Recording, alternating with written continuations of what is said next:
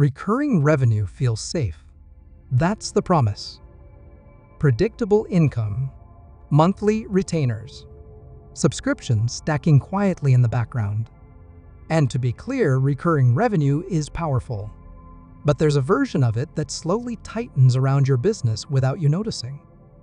I didn't see this early. When I first built recurring income into the business, it felt like everything had finally stabilized. Payments were coming in monthly. Forecasting got easier. The swings felt smaller. From the outside, it looked like maturity. Inside, something more subtle was happening. My flexibility was shrinking. Recurring revenue increases predictability, but it can also increase obligation. That's the trade most people don't think about. When you add recurring clients, you're not just adding income. You're adding ongoing responsibility. Delivery cycles, communication expectations, support load, quality maintenance. At first, it feels manageable. Then it compounds. I remember looking up one month and realizing the calendar was already spoken for. Not because of new growth, but because of existing commitments. Nothing was broken. But nothing was light either. That's when recurring revenue stops feeling like freedom and starts feeling like weight. Now, this isn't an argument against retainers or subscriptions. It's a warning about structure. Because there are two very different types of recurring revenue. Healthy recurring revenue creates leverage. Heavy recurring revenue creates entanglement. The difference is whether the system scales without your personal intensity rising with it. If every new recurring client increases your personal load, you're not building leverage, you're stacking obligations. This happens quietly in service businesses especially. You land a retainer, then another, then another. Revenue climbs, but so does complexity. More check-ins, more custom work, more edge cases, more moving parts. On paper, the income looks stable, but your time starts filling in faster than expected, and the business begins to feel full. I've seen builders hit strong monthly numbers and still feel like they can't breathe operationally. That's the signal.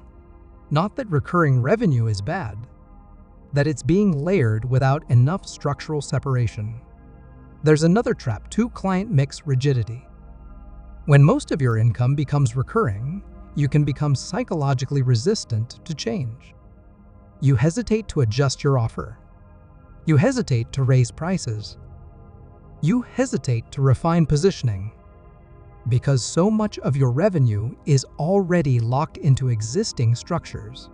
Predictable income can quietly reduce strategic courage if you're not careful.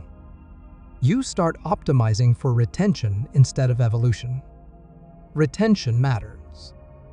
But if it becomes the dominant driver, your business can stall while still looking stable on the surface. There was a stretch where recurring revenue made the business look incredibly healthy month to month. But under the surface, I could feel the system getting heavier. More revenue, but less room to maneuver. More predictability, but slower to pivot. That tension matters. Because the goal of recurring revenue isn't just smoothing income. It's increasing durability and leverage. If it only increases responsibility, the model needs adjustment. Another place this shows up is pricing pressure. When you stack many mid-tier retainers, your calendar fills faster than your margin expands. Now, growth requires more clients instead of better structure.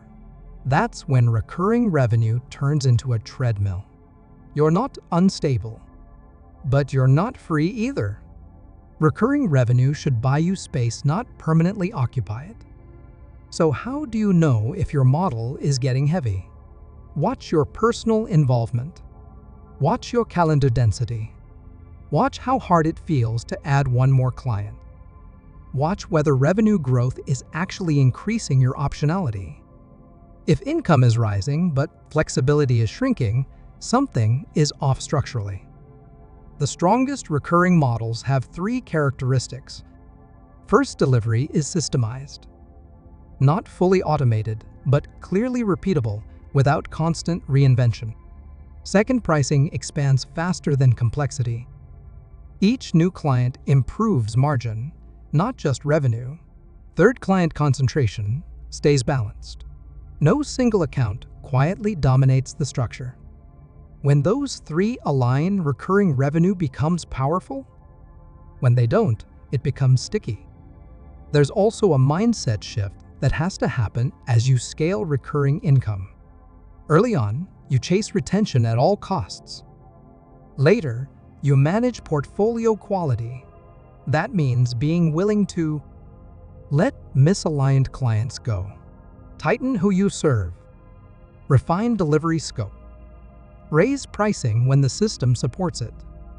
Because recurring revenue without active pruning slowly accumulates drag. I learned to periodically zoom out and ask a simple question.